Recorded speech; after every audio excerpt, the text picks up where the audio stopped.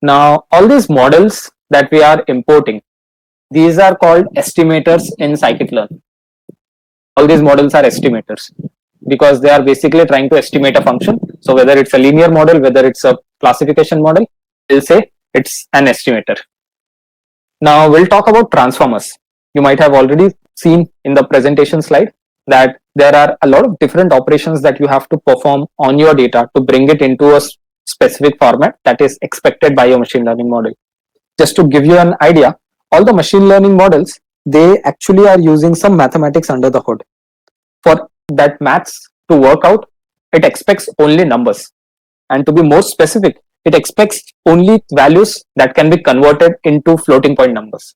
If you pass 1, this can be converted into float. So it will work. So all the integer values are allowed. Float values will directly work. You can also pass true false because they can be converted into float. But you cannot pass a list of values like these things. It will fail. You cannot pass a string because Python doesn't know how to convert hello to float. So all your machine learning models expect values which can be converted into floating point numbers. So you need to convert all your strings, all your textual data, all your characters into numbers before you can use a machine learning model. This is one transformation that your model requires. It's called encoding. There are other things that we have already discussed, that it always assumes your data is in 2D format. Then you cannot have missing values or NaN values in your data because that maths will not work out. If you have divide by NaN or addition by NaN, everything will turn into NaN, and then the complete mathematical structure will collapse. So sklearn doesn't allow missing values or NaN values inside the model values. These are some transformations that you need to make. So you'll have to take care of these missing values either by deleting them, or deleting those records with missing values, or by filling them with some dummy values that your model can understand. A lot of transformations are to be made before you can actually feed your data to the machine learning model. So scikit-learn has great support for all these transformations. Let's explore them. The models that are used to make predictions, these are called estimators. And another type of object in scikit-learn is called transformers. Transformers, they basically transform your data from x to x1 या फिर xt. So this could be anything. X could be your data with missing values. Xt could be where all the values are filled with 0. X could be all the character values, and this could be your encoded values where you have converted your characters to ones and zeros. It's basically taking your data from a format X and transforming it to some other format, and hence it's called a transformer. For example, we will define a function called add1, and we'll take X, and what will will always return X plus 1. Now this is a transformer. It will take 3 and return 4. It will take 5, it will return 6. This is a simple example of transformer. There could be a null transformer which won't do anything, it will simply return X. A transformer is nothing complex. It's this simple idea of applying an operation to the input. We'll explore a very simple transformer to start with. So I'll say from sklearn dot preprocessing, because this will come before training the model. So I'll say preprocessing, and then I'll say import, and I'll say standard scalar. Now for this data set that we are using, iris data set, actually we have not done a lot of different things. It was a very simple data set, and hence we have in fact not done any pre-processing. But as soon as you start working with any real-time data set, you will have to do a lot of pre-processing. You'll need these transformers. You can use these transformers to perform certain operation on your data. We'll see how we can use this thing. Just like machine learning model, first we'll start by importing it. Second is we'll initialize it. So I'll say scalar is equal to standard scalar and bracket. I've initialized it. Then we'll have to train this. So I'll say dot fit, and then I'll pass my features. I'll have to train this scalar based on these feature values. Once I've done this, I can transform my features. So I can say feature t is equal to scalar dot transform, and then I can pass my features again. So this will give me the transformed features. It's that simple. Now let's look at their shapes to make sure everything is working as expected. And I'll also check feature shape, so to make sure everything is working. So it's exactly the same. But what did this standard scalar actually did under the hood? I can say features and t, and we'll look at the first sample, and similarly we'll look at the first sample from the original features. So you'll see the original features were these values: 5.1, 3.5, 1.4 and 0.2, and the transformed features are these values. Standard scalar, basically, if you look at the documentation,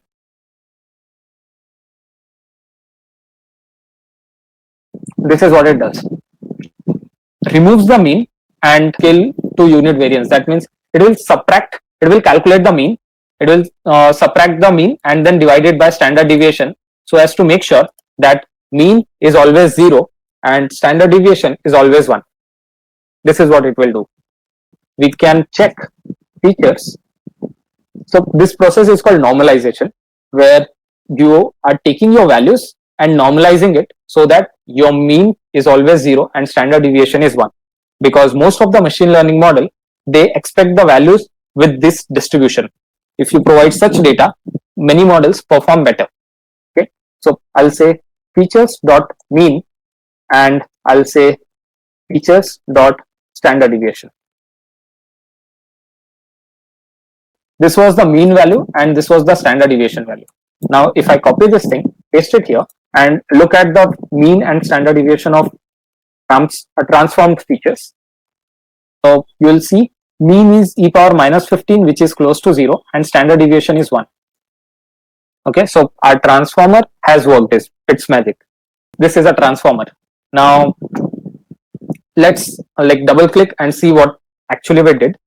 So we started by importing our transformer just like we did to our estimator, and then we'll initialize it.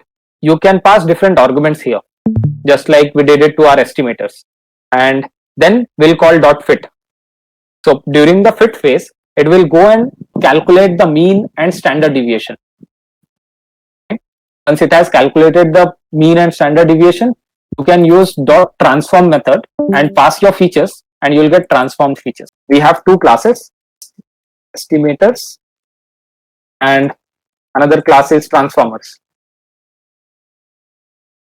Estimators may you will have dot fit method, then you will have predict method. Here you will have dot fit method, and then you will have transform method. Dot fit, here it will learn everything that your model or estimator requires to make predictions in the future. Here it will learn everything that your transformer requires to actually transform the values in the future. Fit is all about learning. It's trying to learn few parameters, and what values to learn, that will depend upon what values will be used or needed during transformation and what values will be needed during prediction. And every model will have its own different set of parameters that it has to learn during the fit phase. This is how your transformers and estimators are different. Technically, this is one difference between them. Okay. Now we can, just like estimators, we can access what our transformer has learned. So I can say scalar, and then I can actually look at the mean value. So it ends with an underscore, mean it was learned during the fit phase. And this is the mean for the first column. This is the mean for the second column, third column, and fourth column. So now if you look at the value, 5.1 minus 5.8, that will give you some negative number. And then you will divide it with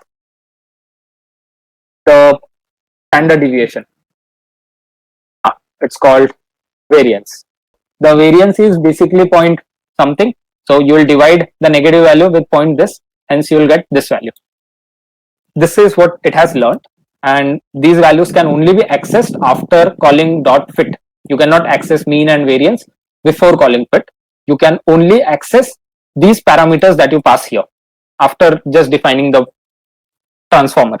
So it's very similar to estimator. Only difference is they have a predict method and transformers have a transform method. Okay. Now, transformers are extremely powerful. They can be used to transform your data from any format to any format. It all works seamlessly, and Python has a lot of different transformers. So this is one for normalizing. There's another thing called max absolute scalar. There's min absolute scalar. Then you have yeah, like these are all transformers for scaling your data. That means normalizing your data. There are transformers for label encoding. You can say you have values like cat, dog, and house. You can pass it to a transformer called label encoder, and it will convert it to 1, 3, and 2. So it will basically look at all the unique values and assign them a number, and then it will store those values, will give you the index or the values of it, show you if it works. So like from sklearn dot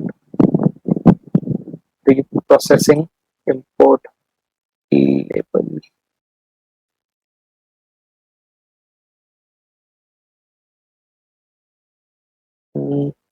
Label encoder, you can also import one hot encoder. Let's say it in action. Say we have a list, and here we'll have cat, dog, here. Okay, and this is our, say, categories. Now I can initialize a label encoder. I can say LE is equal to this. I'll paste it, and I'll say LE dot fit, and I can say fit on categories. So now it will go and find all the unique values, and in the memory, like it will generate classes. So this is the classes. It has identified all the unique values and sorted them in alphabetical order. Now, if you pass LE dot transform, and if you pass say beer, it will convert beer to 0 because it's at index 0.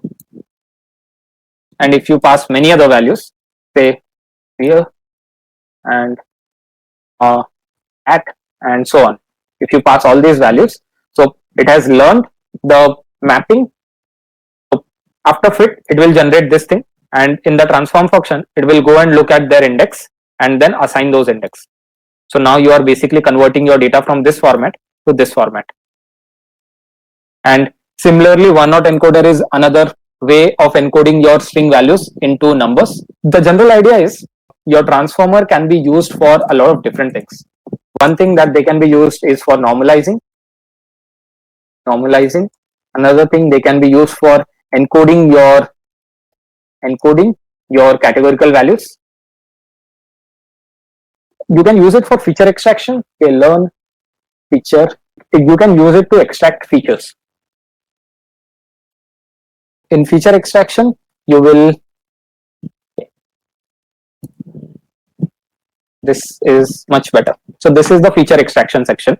Here you can extract features from text. If you want to use those function, you will say feature extraction dot images to extract information from image. You can use feature extraction dot text, and you will get access to all these methods to extract feature from your text. They can be used to extract features. Now another thing you can use it for is feature selection. Extraction, that means you pass an image and it will give you some encoded values. Extraction it could do both text and images. Next thing it can be used for is feature selection. Feature selection is, say if you have 10,000 features and you want to select only the important features. Here, these are the functions that you can use. I'll say variance threshold.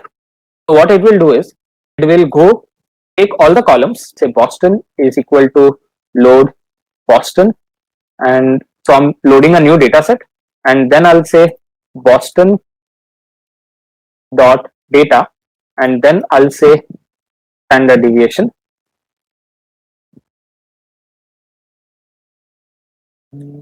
We have not executed this thing. Okay, so I'll run this. In Boston dataset, you actually have, I'll show you the shape, boston.data.shape. You actually have 13 features. So when I say access equal to 0, it will give me standard deviation for all the 13 features. Now variance threshold, what this will do is this method, it will take all this data and then remove those columns where the variance is below certain threshold. There are many other options like generic univariate, you can use RFE, you can use sequential, then select k-best, select percentile. So it will tell you keep selects only those many features which will give me 95% of the knowledge. These techniques are useful when you're working with thousands or like 1200 features or so in that range. When you have thousands of features, so you will remove the features with low variance, you will remove the features which give you less information, and so on. And you can actually explore all those things what the transformer has learned by calling after dot fit. You can just after dot you can press tab and see all the values that it has learned. The values which will end with underscore are the values that it has learned. These are like transformers can be used for feature selection. Now in feature selection, say if you pass 506, 13, if you pass this dimensional data, it will return you the same data, but instead of 13 features, now you will have 503, 10 features. You can also use it for dimensionality reduction based on the same thing. Instead of 1503, say I want only two values. Even this is pretty easy. I'll say from sklearn. Now, if you want to reduce something, it will come under decomposition. So decomposition, import PCA. I want a PCA transformer. So I'll initialize it and I'll say I need only two values in the output. Then I'll say PCA dot fit and I'll say Boston dot data. So fit on this thing. And finally, I'll say PCA dot transform and I'll say Boston dot data. Now I'll save it. Boston E is equal to this, and we can look at the shape. Boston dot shape and Boston E dot shape.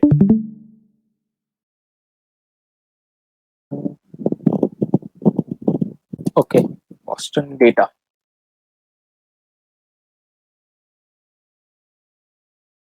Now you will see we passed 506 and 13 features.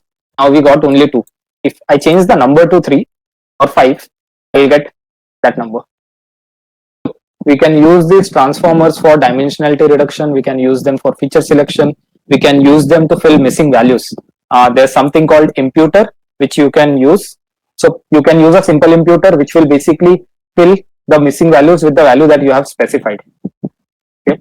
Then you can use a missing indicator. Then you can use KNN imputer and all these different ways of filling in the missing values. So you can use them for imputing missing values. The point is you can do a lot with transformers. You can do a lot with transformers. Like you can use it for dimensionality reduction, feature selection, extraction, encoding, normalization, and many other things. And these transformers in scikit-learn are extremely powerful. You can go and explore all these details in the official doc. Click on API section and you'll see all these things. These are transformers. You use them in the same fashion that you use any other transformer. If I go and take this thing and instead of this I replace it with label encoder, the same thing will work. I'll just have to make sure that my data actually requires some label encoding. Else it will take the numbers and assign them with new numbers and it will do the process. You just have to make sure like any data that you're passing, you have to, this will work. You have to import the transformer, initialize it, then call dot fit, then call dot transform. Okay.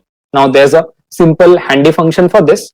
You can do fit and transform all in one stage by calling this. So you are basically saying PCA first fit and then transform on the same data. Normal fit function won't return anything. It will simply learn the values and save it in the memory.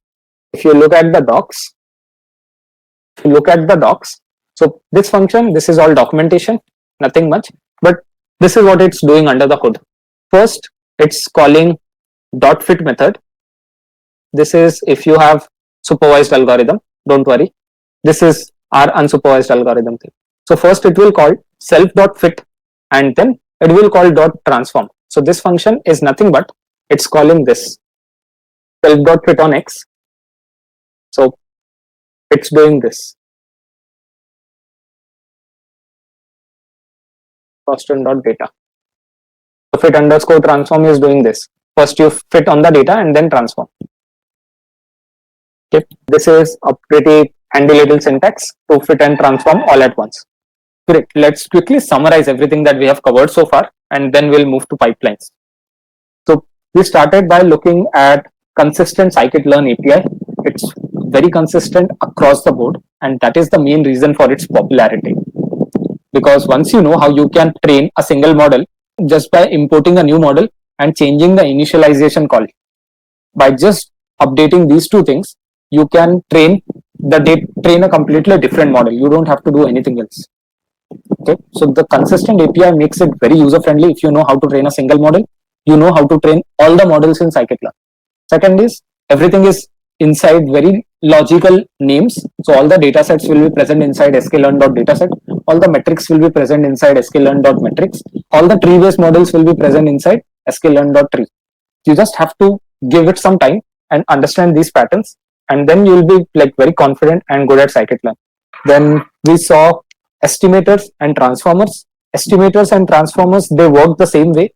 You start by importing them, then you initialize them, and during initialization you can pass some arguments which will control the behavior. And once you have initialized your model, then you call dot fit to train from the data, and then you call dot predict if it's an estimator, and you call dot transform if it's a transformer. Everything that your model has or your estimator or transformer has learned during dot fit, that can be accessed by simply calling the object, that is say LE for label encoder or LR for linear model, and then dot, and then you will see anything that ends with an underscore. Everything that is learned can be accessed after you have trained your model. They generally end with underscore, so you know that your model has learned it.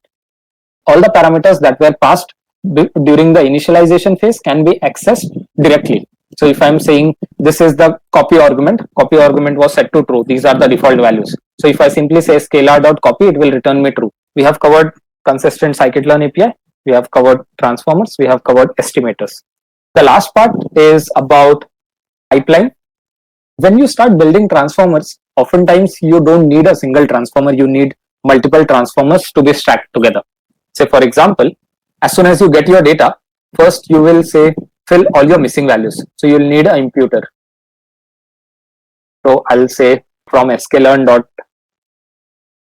I'll have to say from sklearn dot impute, and then I'll have to import simple imputer.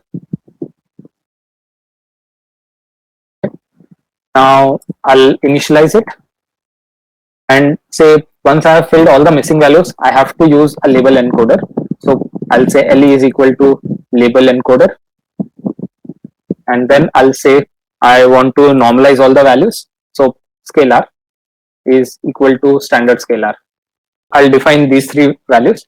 I'll have to take my features, and then I'll say features 1 is equal to impute, and I'll pass all my features here. I'll have to then fit all of them. I'll have to fit features. I'll fit my features, and at the same time I'll transform them. Fit and transform. And then the output, this output, I'll have to pass it to label encoder.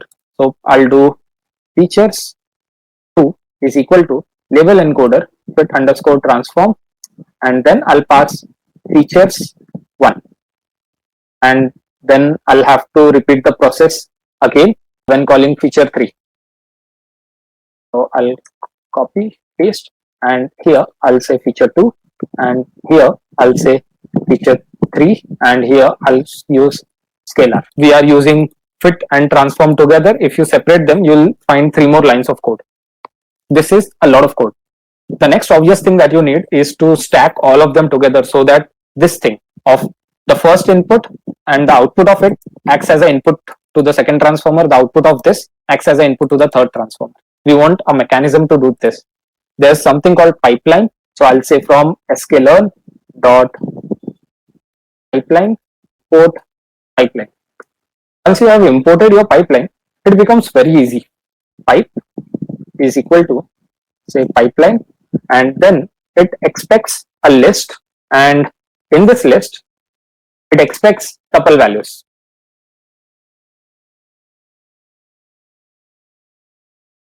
I can say my first transformer in the tuple, the first name, the first element is basically the name of the transformer that you want to use. It can be anything.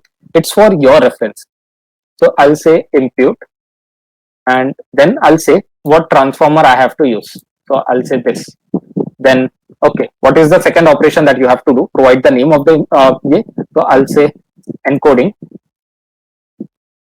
This is my second operation that I want to perform, and then what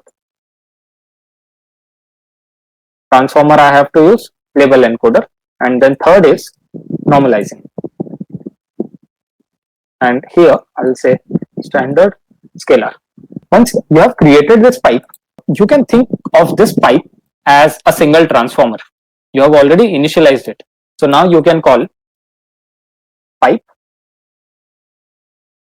dot fit, and fit on what? Features. This will fit on my features. And then I can, in next line, I can say pipe dot transform. Just like you use any other transformer, it's the same thing. You can make it even easy and combine both these steps here. Now, once you have created a pipe, all you have to say is fit underscore transform and pass your features here. This pipe now works like any other transformer. So all you have to do is provide it a list of tuples where each element is a tuple and the first element is the name. It can be anything that you want.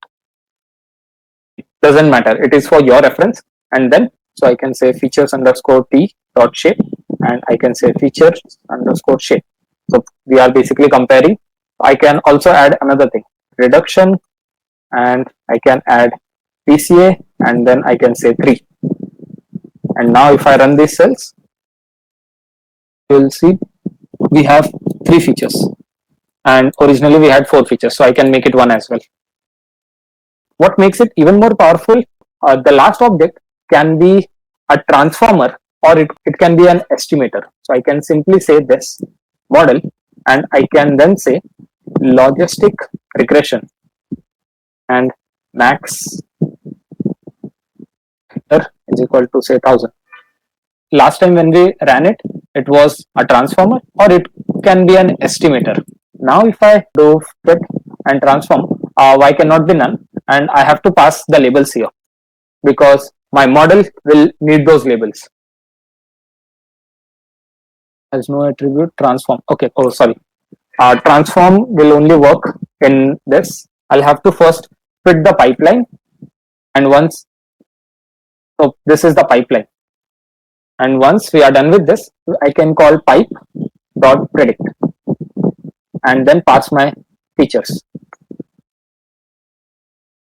This predict function, it's basically using model ke andar ka predict function, and if I say transform, then it will give an error saying that last object doesn't have a transform method because it's an estimator. Estimators don't have transform methods. This single pipe object, it behaves like your model. Let's put all of it together. So now you will see this pipe object behaves like your estimator. हम लोग first line में estimator को import करने के बाद initialise करते हैं, then we call dot fit and then we call dot predict. It's following the same pattern. Nothing has changed. You can even call pipe dot score and pass from getting this score. So now pipe, if you add this thing, last object is an estimator, then this complete thing will act as an estimator. And if the last thing is a transformer, then this complete thing will act as a transformer. Okay, you can use them to form really complex architectures, and the developers of pipeline or the core members of scikit-learn team, they say if you're not using pipeline, then you're doing it wrong. Pipelines are so important. If you're working with scikit-learn, try to use pipelines because it reduces the chances of error. A lot of time when you are doing this operation, you will not know कि okay, I have initialized it और फिर मैंने इसको run किया या नहीं किया है, and if this is spread across multiple cells, then it will become even more difficult. And Jupyter Notebook में a lot of time you don't realize error उसके वजह से हो रहा है. And finally, when you copy the code to your script or deploy it in production, there are more chances of error because by mistake आपने यहाँ पे भी 2 कर दिया, ठीक है, या कुछ और किया. It's more prone to error. This thing, make sure that you can see all your transformations and there's no intermediate state. Data will go in and come out directly. ऐसा कभी नहीं होगा कि सिर्फ impute करने के बाद you get your data out. This code is less prone to error, highly recommended to use it. And last best thing about it is when you're deploying your model in production, you can simply say import joblib, and you can pickle this simple object joblib dot dump, and then you have to pass a value which will be my pipeline after training, my pipe, and then I'll specify a model name. So I'll say model dot pickle. This will save all your transformers as well as your estimator. This will save everything in a single file. So next time when you load it, so this is how you saved it. Next time when you load it, all you have to do is joblib dot load model dot pickle, and here you can simply say this will be my pipe. If you load it, all you have to do is like just load it and say pipe dot predict, and you pass the features, you will get the predictions. Basically, you are saving your model along with all the transformations. This is very important that you also save your transformers, and to make it easy, you can combine them into a pipeline and then save the complete pipeline so that it's less prone to error. This is extremely important and extremely powerful in scikit-learn for both writing error-proof code and also for making it easy to deploy. And one last thing, scikit-learn, because of its consistent API, it's extremely popular, it's extremely powerful, and it's actually a de facto standard for other machine learning libraries in Python. What I mean by this is there's a library called XGBoost. XGBoost. Now, this library has something called scikit-learn API, and it follows the same API as scikit-learn. So you will import from XGBoost, import XGBoost regressor, and then you have all these arguments that you can pass to your model. And once you have passed all these values, you can simply call .fit .predict, just like we did it here.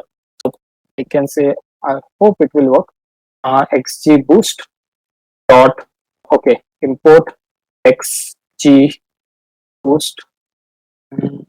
regressor, and then you create a model. XGBoost is equal to XGBoost regressor, and you say XGBoost dot fit. You pass your features and labels. These features and labels won't work, but in general, because this is a regressor and we have a classification problem in hand, and then you say XGBoost dot predict to get predictions. And you can use XGBoost dot score to get score, and you can like see all the parameters that your model has learned after training. XGBoost is one such library which gives you wrapper or gives you the same syntax as scikit-learn models. Not just XGBoost, there are many other libraries like LightGBM, which is developed by Microsoft. Then there's something called CatBoost. All these libraries, which are meant for machine learning models in Python, use the same syntax as scikit-learn. So if you know scikit-learn, you know how to use all these libraries at once. You don't have to worry. So if you know how scikit-learn works, you can use all the different libraries in the Python ecosystem for both transformations and for machine learning models. And all the good thing is all these things work pretty well with pipeline architecture that scikit-learn has to offer. This is how mastering scikit-learn can actually make you a machine learning ninja in Python. It will take you a couple of minutes to get started with other libraries like XGBoost, CatBoost, and categorical encoding, class imbalance, and model stacking, and all those different libraries. They use the same syntax as scikit-learn. That was all that I wanted to convey. If you have any questions, then do let me know. We'll be doing such seminars every Saturday. It will be on different topics. Sometimes there will be live coding sessions. Sometimes we'll be discussing a tool, technology, or sometimes we can be discussing research papers or blogs. It could be any random thing, but every Saturday we'll be meeting for 1.5 hours and discussing stuff in data science and machine learning domain. If you enjoyed or if you were able to learn something new today, then make sure to join the seminar next week again. Every time there's an event, you will get a card like this. And if you click on this check button, you will also receive a reminder message personally. So if you're planning to come, just make sure you click here. All the notifications will be posted here. And if anyone has any more doubts, then do let me know. We can talk after the session as well. I'll be happy to discuss more about it. There's so much more that I wanted to cover, but because of lack of time, thank you so much, everyone.